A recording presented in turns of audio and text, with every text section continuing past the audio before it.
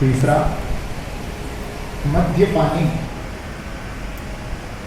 मदिरा का पान करने वाला पापी, मद्यपान। चौथा, आप लोग कहेंगे क्या मद्यपानी व्यक्ति को भी शास्त्र पाप कहता है? हाँ, 5 पापों में एक पाप मद्यपानी को भी पापी कहा। क्यों कहा? बोले इसलिए कहा कि व्यक्ति जब मदिरा का सेवन कर लेता है तो अपने में नहीं रहता है,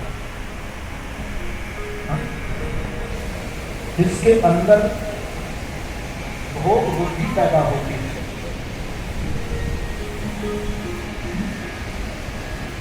और गलत विचार मन में आता है, मन अशांत हो जाता है, पाप की ओर, गलत कार्य की ओर उसका मन भागता है। एक राजा था, आपको कथा सुनाता। वो राजा बहुत शराब पीता था। अब जब राजा पीता था तो रानियों ने भी पीना शुरू कर दी। अब बच्चे भी पीने लगे, अब सारा राज परिवार पीने लगा।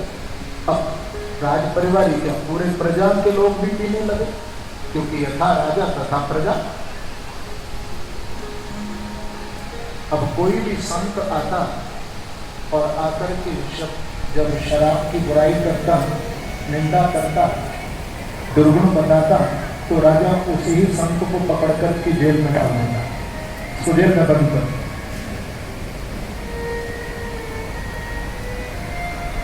एक संत ने विचार किया कि भाई राजा ऐसे नहीं मानेगा, थोड़ा युक्ति से काम करना चाहिए। तो वो राजा के राज्य में आए और आकर के ना एक चौराहे पर संत खड़े हो गए और खड़े होकर के जोर जोर से चीख चीख करके बोले कि कौन कहता है कि शराब में दुर्गुण है? कौन कहता है? बोले शराब में तो 3 गुण है, प्रेम से कहो श्री राधे। जो शराब पीता है पीना चाहिए, 3 गुण है। अब राजा ने जब सुना कि भाई कोई संत आया है, और वो जितने भी संत पूर्व में आए वो तो सब बुराई करते रहे, शराब की दुर्गुण बताते रहे, लेकिन ऐसा भी कोई संत है जो शराब की भी प्रशंसा करता है, तो ऐसे संत की तो पूजा करना चाहिए। तो राजा ने उस संत को अपने राज दरबार में बुलाया और बुलाकर के कहा कि महाराज, मैंने सुना है कि आप शराब के गुण बताया करते हैं। बोले हाँ राजा, शराब में 3 गुण है। बोले क्या गुण है? बोले पहला गुण है, जो व्यक्ति शराब पीता है वो जल्दी बुढ़ा नहीं होता। प्रेम से तो अच्छा महाराज, उसके जीवन में वृद्धावस्था नहीं आती। बोले दूसरा, बोले जो शराब पीता है राजा, उसको कुत्ता नहीं काटता, जानबूझ के उल्टा। बोले भी बड़ी अच्छी बात। बोले तीसरा, बोले जो शराब पीता है ऐसे शराबी के घर में चोरी नहीं होती है। प्रेम से कहो श्री राम। तो राजा ने कहा महाराज ये तो आपने कमाल कर दिया, हद हो गई। शराब के भी आपने इतने भारी गुण बता दिए, अब तो मैं पीऊंगा भी और सारे प्रजा में ढिंडोरा पिटा दूंगा, तो पियो पियो। लेकिन संत ने कहा राजा थोड़ा रुको, शराब पीने का एक नियम है। बोले क्या नियम है महाराज? बोले नियम ये है कि जिस माला पर 1.25 लाख बार राम नाम जप हो चुका हो, उस माला का एक मन का प्रतिदिन प्याले में डाल करके पीना। बोले महाराज ये राम नाम क्या होता है? मैंने तो कभी समझा नहीं, जाना नहीं। तो संत ने राम मंत्र की दीक्षा दी। बोले महाराज अब मुझे तो आज रात को ही पीनी है, मेरे पास तो माला नहीं है, तो आप ही अपनी माला दे दीजिए। संत ने कहा मैं माला तुझे जरूर दूंगा, लेकिन ठीक मैं तुझे 20 दिन के अंदर आकर के अपनी माला ले लूंगा। बोले ठीक है। अब संत तो वहां से निकल गए। अब पहला दिन हुआ तो संत की माला का एक मनका उस प्याले में डाल करके राजा ने पिया। लेकिन राजा सोचने लगा कि भाई मुझे कह के गए हैं कि 20 दिन के बाद आके अपनी माला ले जाऊंगा, तो मुझे अपनी माला भी तैयार करनी पड़ेगी। तो अंदर ही अंदर एक अपनी नई माला वो राजा बनाने लगा। ध्यान से सुनना, मतलब राम राम जपने लगा, माला मंगाई उस पे राम राम राम राम जपने लगा। दूसरे दिन दूसरा मन का डाला, तीसरे दिन तीसरा मन का डाला। जब 19 दिन हो गए तो वो जो शराब का प्याला था सारा मनकाओं से भर गया और उसमें शराब एक बूंद केवल। राजा ने कहा कि कहाँ तो मेरी बोतलों में तृप्ति नहीं होती थी, और पीने की इच्छा होती थी, और पीऊं, नशे में रहूं, लेकिन अब तो एक बूंद में मेरी तृप्ति हो रही है। क्योंकि राम नाम जपने की महिमा भी, क्योंकि राम राम जप रहा था तो अंदर अंदर चित्त शुद्धि भी हो रही थी। और ये भी डर था कि 20वें दिन माला मेरे से संत आकर के ले जाएगा। जब 20वां दिन हुआ और संत आए, आकर के कहा कि राजा हमारी माला दे दीजिए। बोले भगवान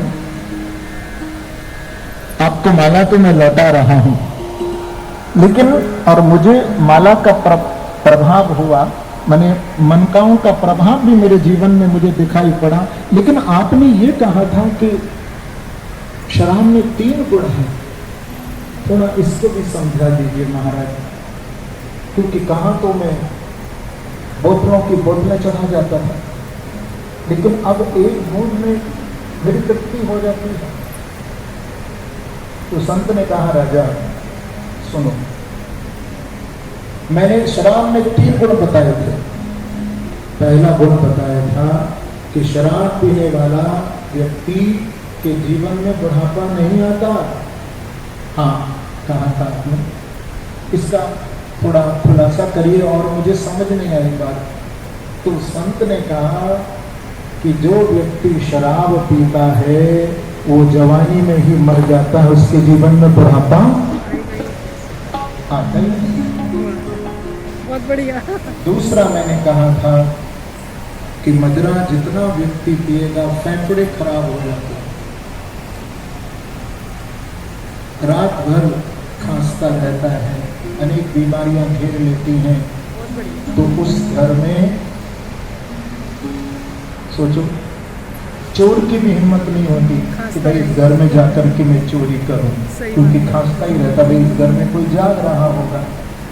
और तीसरा मैंने कहा था क्योंकि जब व्यक्ति मदिरा का सेवन करता है तो कमर झुक जाती है, शरीर शिथिल हो जाता है, बुढ़ापा जैसा स्थिति हो जाती है व्यक्ति की, हाथ में डंडा लेकर के चलने लगता है। तो ध्यान रखिए फिर कुत्ता भी पास नहीं आता है। बोलो श्री वृंदावन बिहार।